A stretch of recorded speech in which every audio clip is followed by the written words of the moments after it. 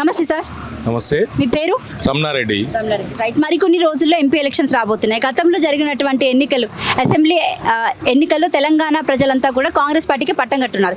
So ఈసారి MP ఎలక్షన్స్లో ఏ పార్టీకి మళ్ళీ మీరు పట్టం కట్టబోతున్నారు? కాంగ్రెస్ పార్టీకి. ఎందుకని? ఇప్పుడు 6 పథకాలు మొదలు పెట్టారు కదా, 6 పథకాలు అమల్లో చేస్తారు అనుకుంటున్నాము. 6 పథకాలు అమల్లో చేస్తే మాత్రం మేము కాంగ్రెస్ పార్టీ ఈ రోజు బంపర్ మెజార్టీతో గెలుస్తాం మేము. రైట్. మీకు పట్నం సునీతారెడ్డి అసలు ఎవరు అనేది తెలుసా?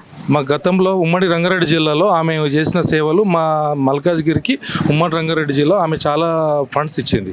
ఎందుకంటే 10 ఏళ్ళు ఆమె ఉమ్మడి రంగారెడ్డి జిల్లా చైర్మన్, జిల్లా పరిషత్ చైర్మన్. ఆ విధంగా మేము ఆమెకు ఓటు వేయగలుగుతాం. రైట్. అంటే ఈసారి మల్కాజ్గిరి కాన్స్టిట్యున్సీ అంటే చూసుకున్నట్లయితే కనుక గతంలో ఇప్పుడు సీఎం రేవంత్ రెడ్డి గారు కంటెస్ట్ చేశారు, ఇక్కడి నుంచి గెలిచారు. సో ఈసారి ఇక్కడ అంటే ఈటల రాజేంద్ర, అటు రాగిడి లక్ష్మారెడ్డి కూడా గట్టి పోటీ ఇస్తున్నారని విన్నాం మేము. సో ఏంటి అసలు గెలిచే ఛాన్స్ ఉందంటారా లేదంటారా? ఏమున్న పోటీ అనేది మాకు బీజేపీకి కానీ కాంగ్రెస్కి కానీ తప్ప రాగిరెడ్డి లక్ష్మారెడ్డి అనేది లేదు. ఇంతకుముందు గతంలో 7 కాన్ఫరెన్స్లలో మేమే టీఆర్ఎస్ ఎమ్మెల్యేలు గెలిచాం అనుకుంటున్నారు, కానీ కాదు. అది ఏదున్నా కానీ కాంగ్రెస్ పార్టీ ఈసారి గెలుస్తుంది బంపర్ మెజార్టీతో. అంటే 50,000 మెజార్టీతో ఈ పార్లమెంట్ అభ్యర్థి కంపల్సరీ సునీత మహేందర్ రెడ్డి గారు గెలుస్తున్నారు. రైట్ అండి, థ్యాంక్ యూ సార్. ఓకే. నమస్తే సార్. నమస్తే. మీ పేరు? భిక్షపతి. రైట్. మీరు ఏం చేస్తుంటారు సార్? వ్యవసాయం. మరికొన్ని రోజుల్లో ఎంపీ ఎలక్షన్స్ రాబోతున్నాయి. సో ఈసారి మళ్ళీ తెలంగాణ ప్రజలు ఏ పార్టీకి పట్టం కడితే బాగుంటుందని మీరు అనుకుంటున్నారు? కాంగ్రెస్ పార్టీ. ఎందుకని? కాంగ్రెస్ పార్టీ పథకాలు పూర్వం కానీ ఇప్పుడు కానీ కాంగ్రెస్ పార్టీ పథకాలు అన్నమాట నిలబెట్టుకుంటుంది కాబట్టి కాంగ్రెస్ పార్టీకి ఓటేస్తారు. రైట్. అయితే ఇప్పుడు ఎవరైతే అభ్యర్థి ఉన్నారో పట్నం సునీతారెడ్డి గారి గురించి పెద్దగా ఎవరికి తెలియనట్టు ఉంది. సో ఆవిడ గురించి ఏమైనా మీకు తెలుసా? తెలుసు. ఆమె జిల్లా పరిషత్ చైర్మన్, రంగారెడ్డి జిల్లా పరిషత్ చైర్మన్ 2 సార్లు చేసింది కాబట్టి మాకు ఆమెనే చైర్మన్ కాబట్టి అందరికీ తెలుసు ఆమె. ఇంకా మిగతా 2 క్యాండిడేట్లు అయితే తెలియదు, కానీ ఈమె అందరికీ తెలుసు.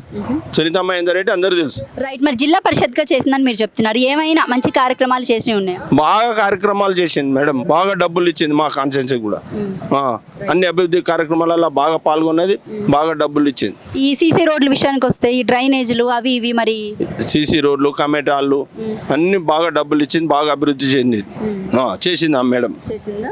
రైట్. మరి ఈసారి అంటే గెలిచే అవకాశాలు ఉన్నాయంటారు? పక్కా గెలుస్తుంది మేడం, పక్కా గెలుస్తుంది. రైట్ అండి, thank you sir. Thank you. Right. నమస్తే సార్. నమస్తే. మీ పేరు? మల్లేష్.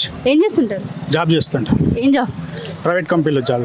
రైట్. మరి కొన్ని రోజుల్లో ఎంపీ ఎలక్షన్స్ రాబోతున్నాయి. సో ఈసారి ఏ పార్టీకి మళ్ళీ పట్టం కడతారు తెలంగాణ ప్రజలు? ఎందుకంటే గతంలో చూసుకున్నట్లయితే కనుక ఆల్మోస్ట్ అసెంబ్లీ ఎన్నికల్లో కాంగ్రెస్ పార్టీకి పట్టం కట్టారు.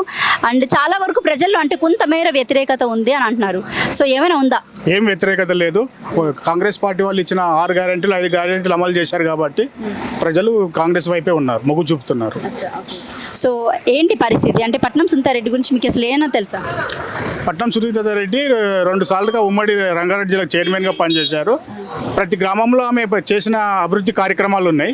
ప్రజలకు అందుబాటులో ఉండి, అప్పుడు 2 సంవత్సరాల అప్పుడు అందుబాటులో ఉండి పబ్లిక్ ఆమెతోటి సేవా కార్యక్రమాలు చేసుకోరు కాబట్టి ప్రతి ఒక్కరు గ్రామంలో సునీత మహేందర్ రెడ్డిని అందరూ గుర్తుపడతారు. రైట్. అంటే ఏమైనా తెలుసా? అంటే ఆవిడ చేసిన కార్యక్రమాల గురించి ఏమైనా చెప్తారా? స్కూల్ బిల్డింగ్లు కట్టారు, సీసీ రోడ్లు వేశారు, అంగన్వాడీ కేంద్రాలు నిర్మించారు. ఇంకా పోతే ప్రభుత్వం నుంచి వచ్చే పథకాలకు కూడా ఆమె బాధ్యతగా తీసుకొని పనిచేశారు. రైట్ అండి, thank you sir. Okay madam.